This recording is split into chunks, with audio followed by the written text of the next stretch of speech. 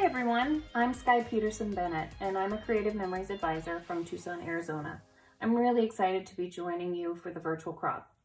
Today I'm going to show you how to trim a peekaboo pocket down to a size that's perfect for the project that you're working on. I'm going to be using a 6x12 peekaboo, but you can use any of the sizes that are available. Peekaboos are great for not just adding space for additional photos, journaling, and embellishments, but also adding interest and fun to your albums by making them interactive. This is the sketch I'm using with the new staycation collection. I'm going to be putting the vertical strip that's on the left side of the layout into the peekaboo pocket. I've used cardstock for my base, and I've used designer paper on both sides along with photos and embellishments, border strip, and a journaling box. To create a custom peekaboo pocket, you're going to need your 12-inch trimmer with the straight and scoring blades, adhesive. I recommend the repositional adhesive, a peekaboo pocket, a strip of paper that we're going to be using to make a seam, and a few sticky notes. To ensure that it fits properly, I'm going to make my peekaboo pocket 1/8 of an inch wider than what I'm going to be putting into it. This ensures that the contents fit nicely into the peekaboo and don't get wrinkled or look over full. You're going to use your 12-inch trimmer to cut the peekaboo in much the same way that you would use it to cut paper. Before you make your cut, you want to make sure that you're cutting off the closed side of the peekaboo pocket and that your opening and adhesive strip are on your left side, and we want this closed side on your right side. You're also going to fold over that adhesive strip so that when you cut it, it represents the width of how it's going to be when you put it on your page. You want to line up your peekaboo pocket, the left side of your peekaboo pocket at your desired measurement. And because this one is a 12-inch, I can use both the top and bottom measurement marks on my trimmer. And you're going to use your left hand to secure that peekaboo pocket in place. When cutting the peekaboo, I recommend that you start in the middle rather than at the top or the bottom. And we're going to use a pretty firm hand when we engage the blade housing. So we're going to press down and slide fairly steady and slowly up to the top of the blade track.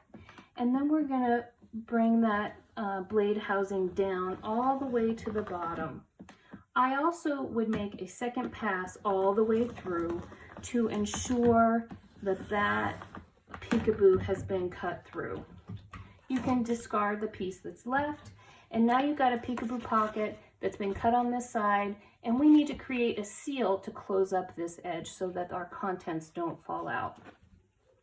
In my case, I'm going to use a strip of paper that will replicate the mat, but you could use any contrasting or coordinating piece of paper or even a piece of designer paper when you do this.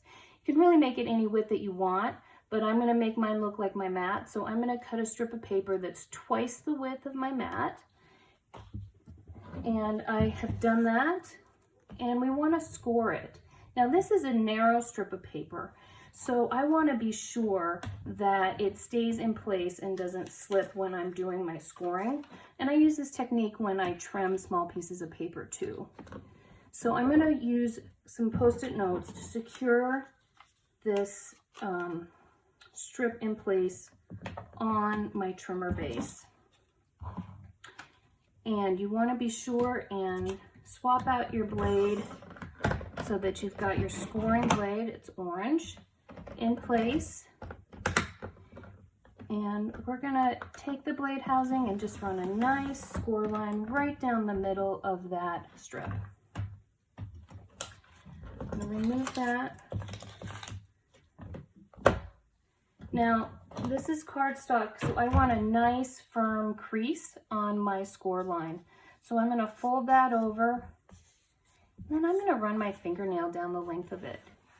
If you don't have nails, you could use the edge of a ruler or a bone knife. If you're using designer paper, you want to be a little bit more gentle with that fold. So now I'm going to open that back up and place it on my mat here so that I have the access to the full length of it.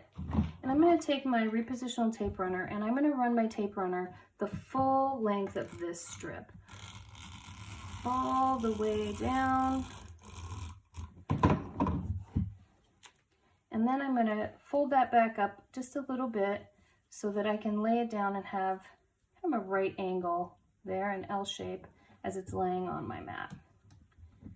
I'm going to take my cut side, the newly opened side of the Peekaboo pocket, and I'm going to position that right into that fold crease.